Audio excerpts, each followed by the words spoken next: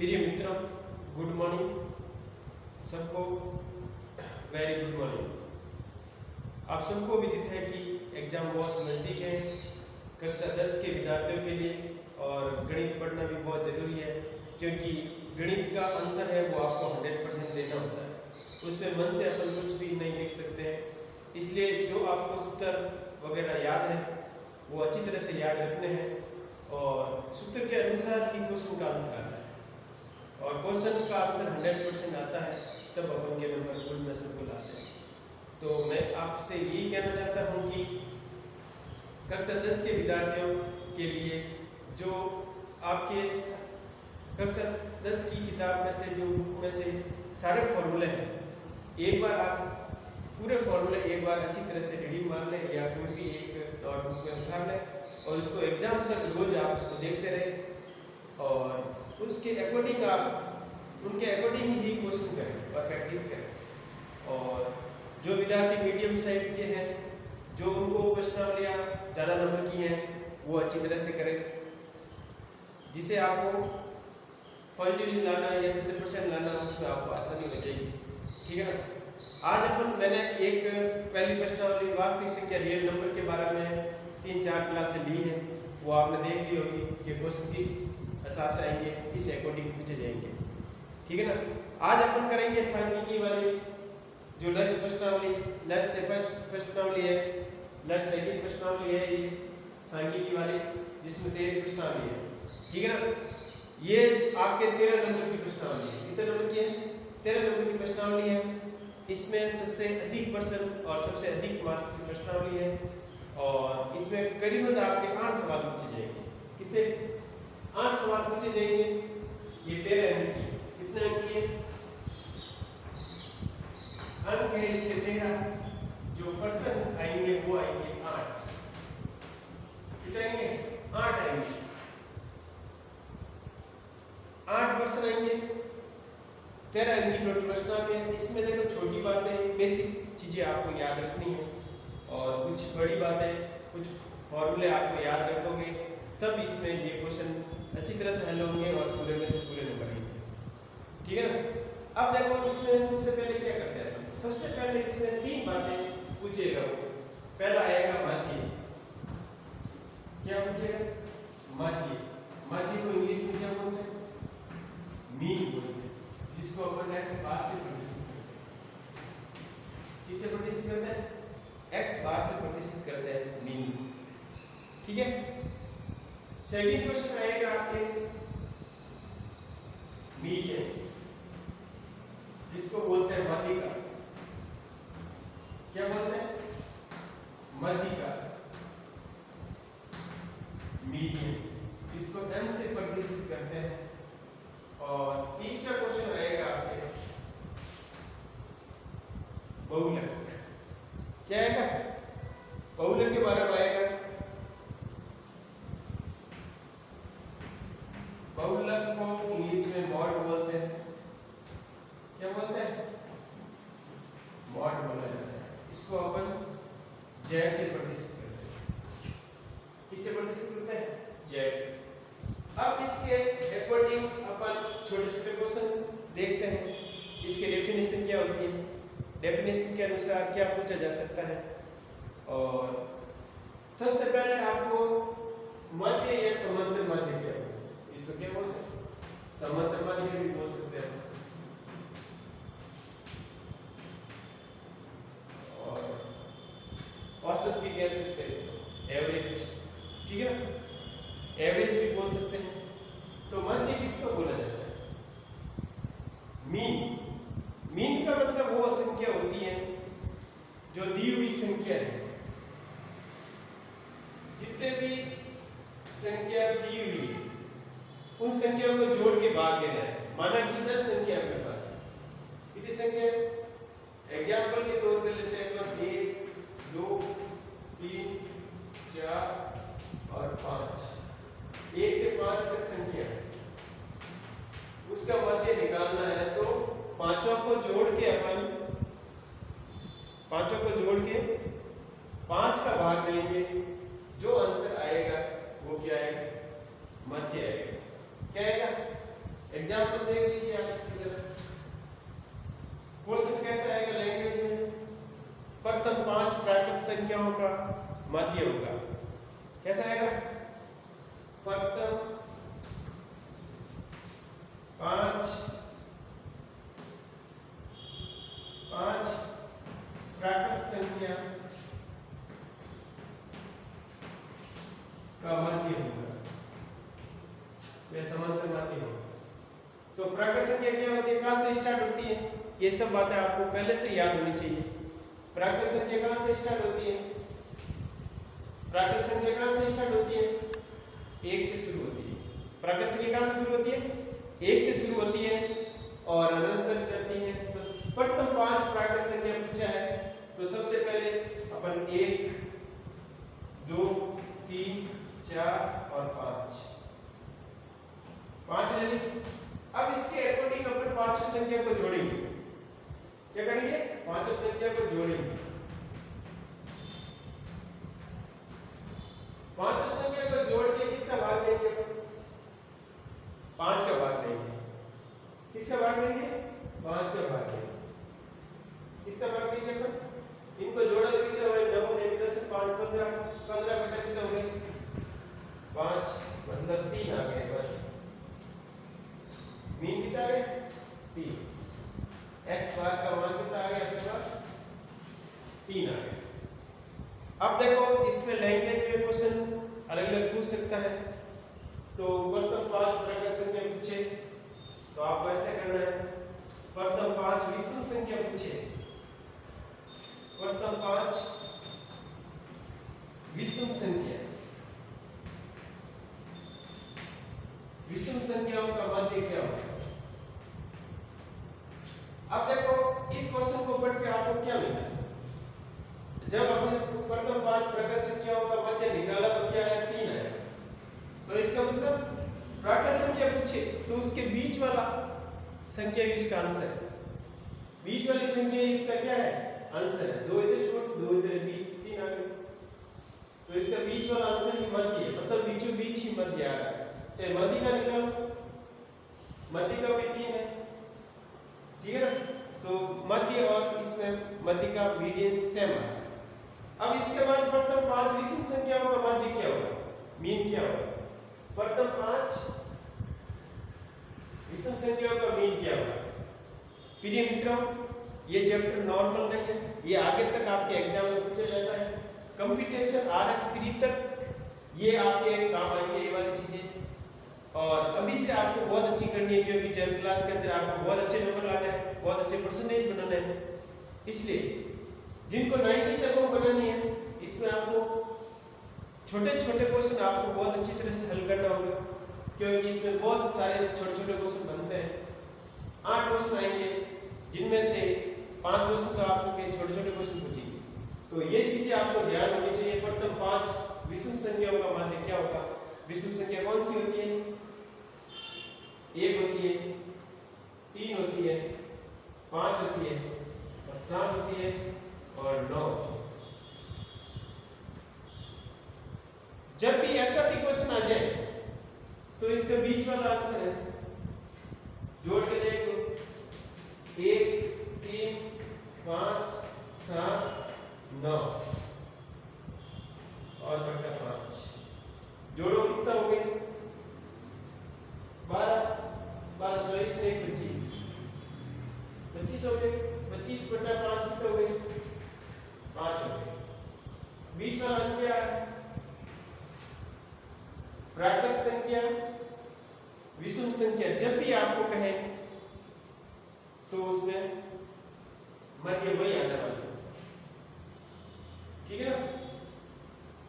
या ऐसे भी कह सकते हैं अपन, इसमें 5 क्या रहा है तो 5 आ रहा है, 5 का 5 6 का 6, नहीं ऐसे थोड़ी है। 5 आ रहा है तो इसमें बीच वाला लेंगे। विषम संख्या क्या है तो बीच वाला अंक आ रहा है इसमें। 5 आ रहा है तो 5 वाला पद है इसमें, ठीक है ना? और इसमें 5 प्राकृत संख्या क्या रहा है? प्राकृत संख्या में आप ध्यान रखो कि अलग आंसर आएगा और विषम संख्या में अलग आंसर आएगा, क्योंकि प्राकृत संख्या तो कंटिन्यू चल रही है। कंटिन्यू के अंदर जो बीच में आंसर आ जाए वो उसका आंसर हो जाएगा, ठीक है, और विषम संख्या वगैरह तो इनको जोड़ के भाग दो या फिर बीच वाला दो इधर छोड़ दो, दो इधर छोड़ दो, जोड़ के आप भाग दो, अच्छा है। और इसका नॉर्मल फॉर्मूला क्या होता है, जैसे अपन ये सब किए, नॉर्मल इसका फॉर्मूला होता है summation of xi upon n, upon क्या होता है n x बार। इस फॉर्मूले के बेस पे अपन समांतर माध्य निकालेंगे और माध्य निकालते हैं।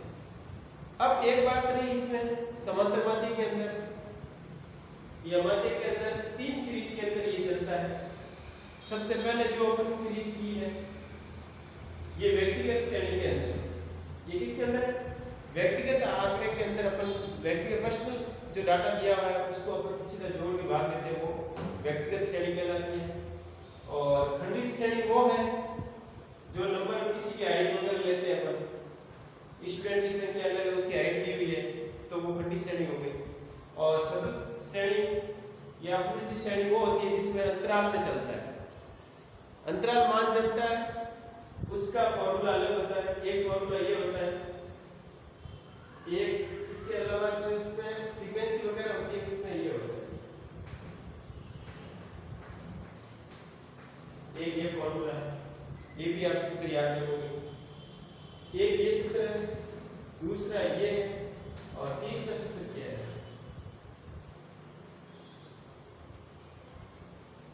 तीसरा आपके ये काम आएगा, उसका मिड पॉइंट निकालना पड़ेगा, summation of xi fi upon fi, ठीक है ना। अब देखो समांतर माध्य के अंदर क्या क्या पूछ सकता है, प्रथम 50 प्राकृत संख्याओं का मध्य क्या होगा, ऐसे पूछ लेगा तो आपको 25 करना है। क्या करना है, 25, ठीक है ना। सीधा n + 1, n + 1/2, ठीक है। तो इसका अलग सूत्र है, ये आप इस हिसाब से करोगे। नॉर्मल क्वेश्चन पूछेगा, आपको कोई बड़ा क्वेश्चन नहीं आएगा, सीधी संख्या 5 संख्या दी होगी, विषम संख्या, अभाज्य संख्या, और अभाज्य संख्या का आप याद रखो। प्रथम 5 अभाज्य संख्या पूछ ले, क्या पूछ ले, प्रथम 5 अभाज्य संख्या आपको पूछ ले, तो अभाज्य संख्या आपको पता होनी चाहिए। अभाज्य संख्या सबसे छोटी अभाज्य संख्या होती है जो कौन सी होती है, अभाज्य संख्या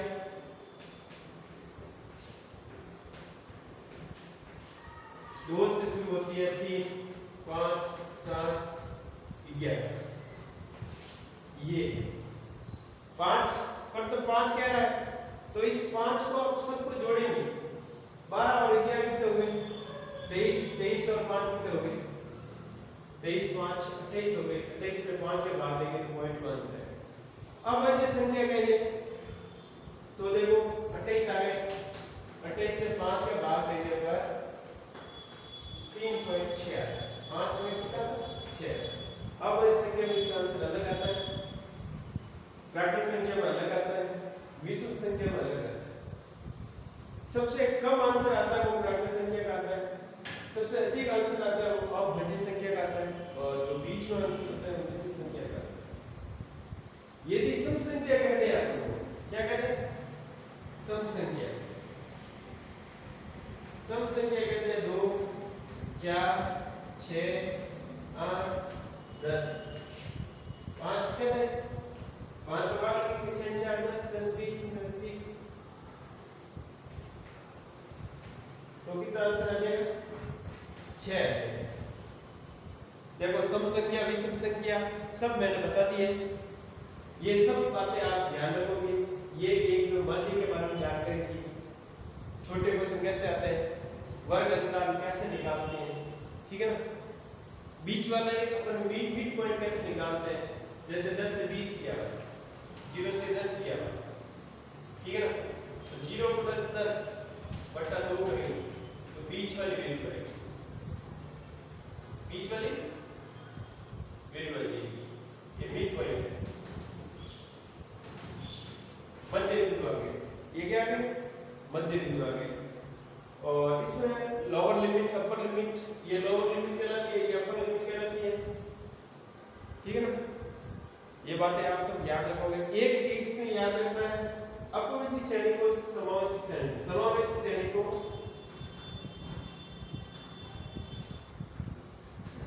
समावेशी श्रेणी को अपवर्ती में बदलना, अपवर्ती में बदलना।